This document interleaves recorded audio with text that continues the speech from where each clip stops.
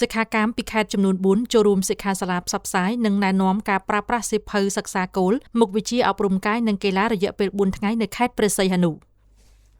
ក្រសួងអប់រំយុវជននិងកីឡាបានរៀបចំសិក្ខាសាលាស្តីអំពីការផ្សព្វផ្សាយនិងណែនាំការប្រើប្រាស់សៀវភៅសិក្សាគោលមុខវិជ្ជាអប់រំកាយនិងកីឡានៅគ្រឹះស្ថានសិក្សាក្រោមអធិបតីភាពអាដាមបូជុំសេរីអនុរដ្ឋលេខាធិការក្រសួងអប់រំយុវជននិងកីឡានាព្រឹកថ្ងៃទី7ខែកក្កដាឆ្នាំ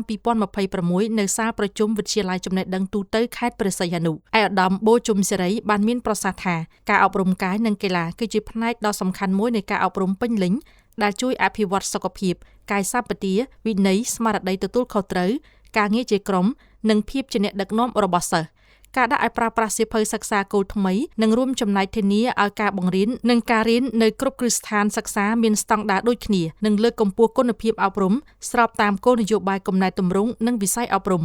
និងការកសាងធនធានមនុស្សប្រកបដោយគុណភាពសម្រាប់សតវត្សទី21តាមរបាយការណ៍សង្ខេបគណៈគ្រប់គ្រងវគ្គបានឲ្យដឹងថាសិក្ខាសាលានេះមានរយៈពេល4ថ្ងៃចាប់ពីថ្ងៃទី7ដល់ថ្ងៃទី10ខែកក្កដាឆ្នាំ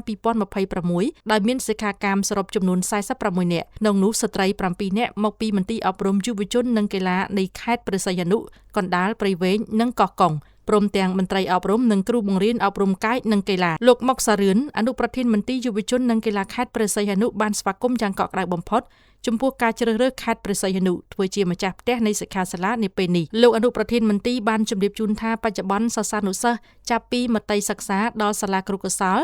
និងវិក្រិតការមានចំនួនសរុប 55,458 នាក់ស្រី 27,457 នាក់កម្មវិធីសិក្ខាសាលារួមមានទាំងទ្រឹស្ដីនិងការអនុវត្តជាក់ស្ដែងលើទីលានដោយផ្ដោតលើការរៀបចំផែនការបង្រៀនវិធីសាស្ត្របង្រៀនទំនើបការវាស់វែងនិងការវិតម្លៃលទ្ធផលសិក្សាព្រមទាំងការផ្លាស់ប្ដូរបទពិសោធន៍រវាងអ្នកជំនាញនិងគ្រូបង្រៀនដើម្បីធានាប្រសិទ្ធភាពនៃការអនុវត្តកម្មវិធីសិក្សាគោលឆ្នាំ2026នៅតាមគ្រឹះស្ថានសិក្សាទូទាំងប្រទេស